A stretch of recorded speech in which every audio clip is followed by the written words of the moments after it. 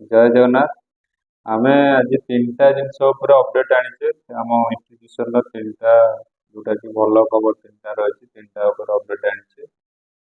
First କଥା ହେଲା ଆମର ପାଖାପାଖି 90% ପିଲାଙ୍କର OSTT କ୍ଲିୟର ହେଇଛି।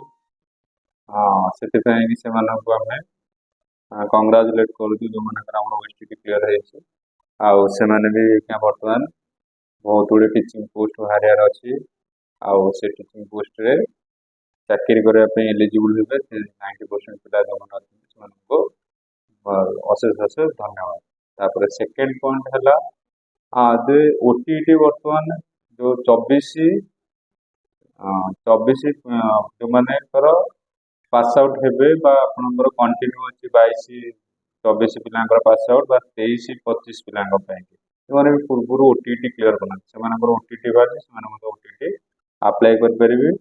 ତାପରେ ଥାର୍ଡ ଜିନିଷ ହେଲା ଆମର କଣ ନା ଆଜି योगी विमाना यूनिवर्सिटी एग्जाम शेड्यूल आसी एग्जाम शेड्यूल जोटा कि आपंकर 5 ରୁ 9 तारीख पर्यंत रही एग्जाम 5, 6, 7 तारीख संडे रही 8, 9 एमती आपंकर 4 दिन एग्जाम रहा आपणकर जार जो कॉलेज रो टीचिंग रोचे से शेड्यूल करेंगे एग्जाम पर टीचिंग शेड्यूल करेंगे 4th सेमेस्टर एग्जाम पर टीचिंग शेड्यूल हम से अनुसार आपंकर टीचिंग देवे।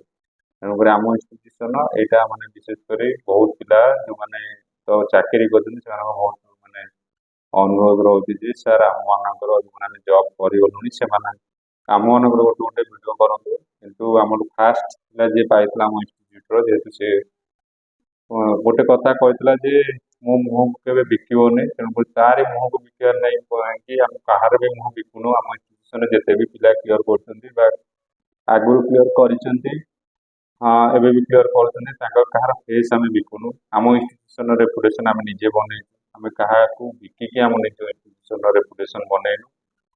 तेणुक जहाँ भी अपडेट आसूची आम आमर यूट्यूब हो व्हाट्सएप हो बा आमर ग्रुप जो अच्छी ग्रुप मध्यम जनाऊँ। तेणुक जार भी विशेषकर कौन सन्देह रहा इन्स्टिट्यूशन जो कंटाक्ट नंबर अच्छी कंटाक्ट डिटेल्स अच्छी से जोगाजोग कर बुझी पारे।